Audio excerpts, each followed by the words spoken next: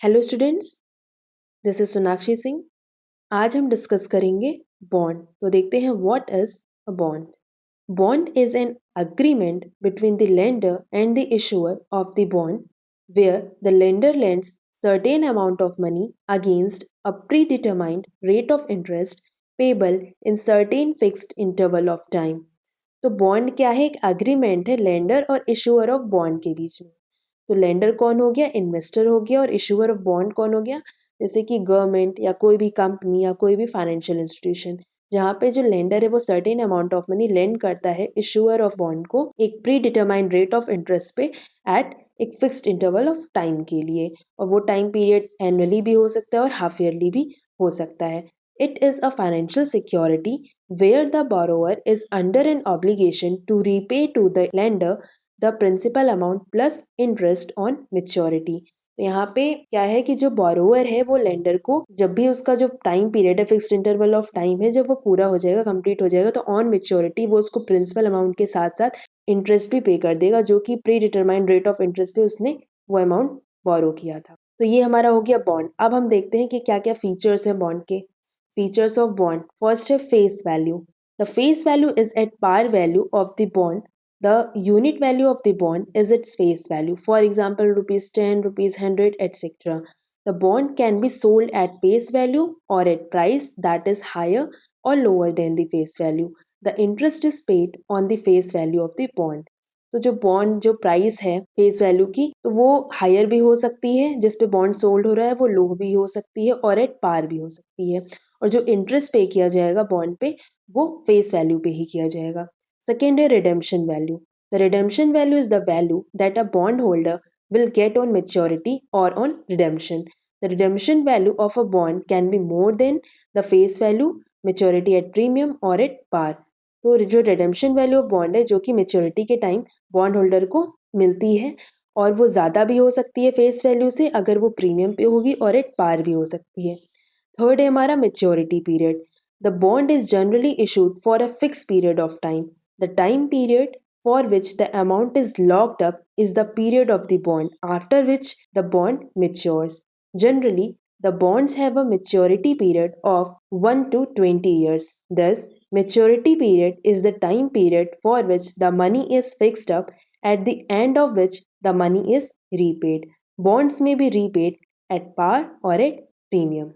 तो maturity period क्या है? मेच्योरिटी पीरियड के टाइम तक जो अमाउंट है वो लॉक्ड हो जाती है, और मेच्योरिटी पीरियड जनरली 1 से 20 साल के बीच में होता है। और उसके बाद मनी क्या होता है? रीपेड कर दिया जाता है। जो बोरोवर है वो लेंडर को प्रिंसिपल प्लस इंटरेस्ट के साथ रीपे कर देता है। थर्ड है रेट ऑफ इंटरेस्ट और coupon rate. The interest rate payable on the bond और debentures is known as coupon rate. The interest is fixed in advance and is specified on the agreement. The interest is payable at this rate on the face value of the bond at fixed time intervals. Interest can be payable half yearly, quarterly or annually. तो bond पे जो भी interest पे करते हैं, debentures पे जो भी इंटरेस्ट पे करते हैं, उसको कूपन रेट भी बोलते हैं। और जो इंटरेस्ट रेट है वो एग्रीमेंट के टाइम ही फिक्स हो जाता है। इसीलिए हमने इसकी मीनिंग में ही पढ़ा था कि pre determined rate of interest वो पहले से ही डिसाइडेड होता है, और मेच्योरिटी पे उसको प्रिंसिपल के साथ पे किया जाता है। और इंटरेस्ट हाफ ईयरली भी पे कर सकते हैं, क्वार्टरली भी और एनुअली भी, जैसे भी वो डिसाइडेड होगा। लास्ट है हमारा मार्केट वैल्यू। अ बॉन्ड और debentures can be traded in the stock exchange if the bond is listed. The market value is the value prevailing in the market at a specified point of time. The value can be bought or sold in the market before it is matured, that is in its lifetime. तो market value क्या है? जो कि उस time चल रही है, point of time, at specific point of time, that is market value, जिसपे कि बॉन्ड सोल्ड भी हो सकता है, बॉट भी हो सकता है इन द मार्केट मेच्योरिटी से पहले। तो ये फीचर्स थे हमारे बॉन्ड्स के। इसके बाद बॉन्ड्स को 3 पार्ट में क्लासिफाई किया गया है। तो हम देखते हैं bonds, value and yield.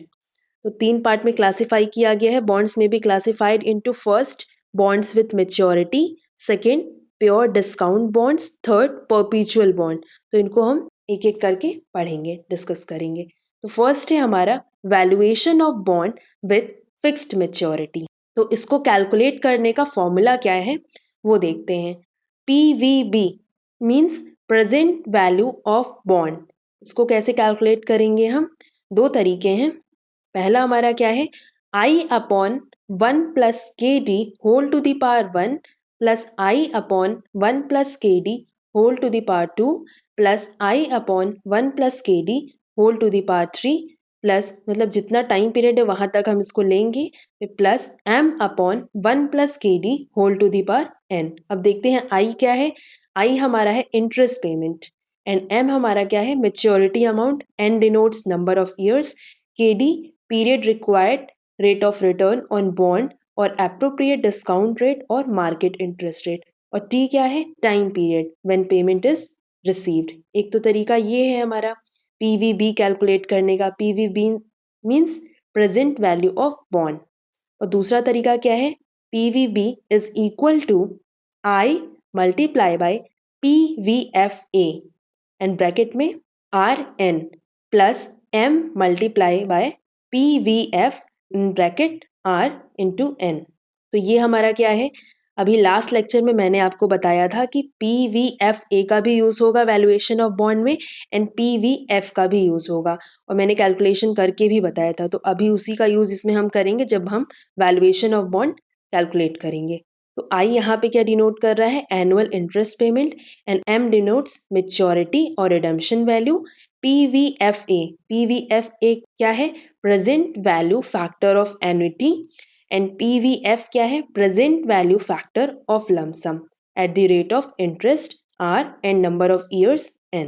Now in the given example, ये जो एग्जांपल हम लोग को गिवन है इलस्ट्रेशन, इसको हम देखते हैं और सॉल्व करते हैं। Present value of bond, from the information given below find the value of bond.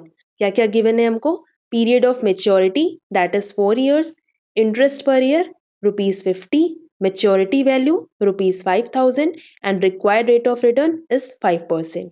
तो यहाँ पे हमको present value of bond calculate करने के लिए दो चीजें कैलकुलेट करनी होंगी, PVFA एंड सेकेंड PVF। तो पहले PVFA कैलकुलेट करते हैं।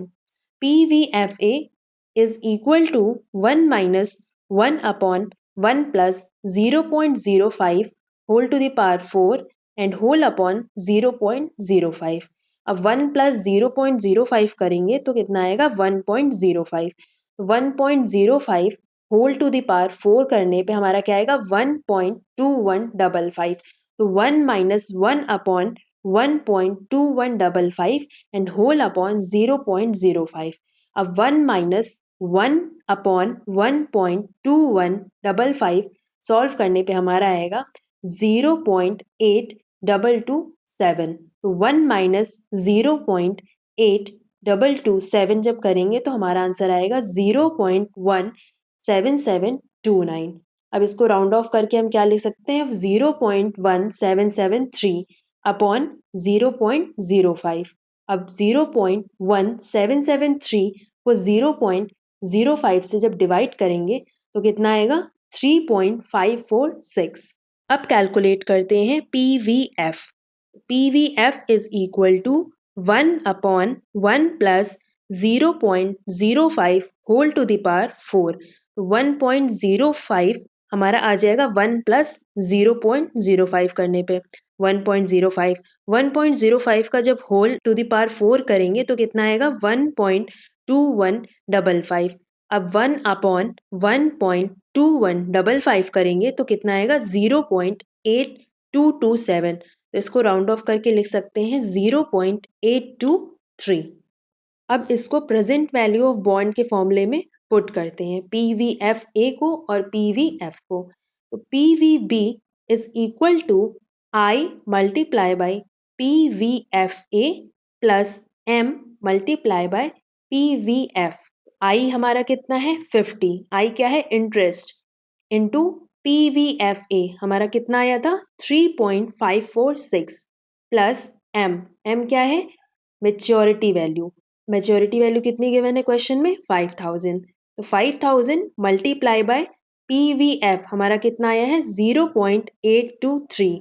अब हम 50 मल्टीप्लाई बाय 3.546 करने पे आएगा 177.30 प्लस 5000 मल्टीप्लाई बाय 0.823 करने पे आएगा 4115। अब दोनों को ऐड कर देंगे 177.30 प्लस 4115, तो आंसर आ जाएगा 4292.30। सो वैल्यूएशन ऑफ बॉन्ड्स पे हम और भी क्वेश्चंस अपने नेक्स्ट लेक्चर में डिस्कस करेंगे। Thank you.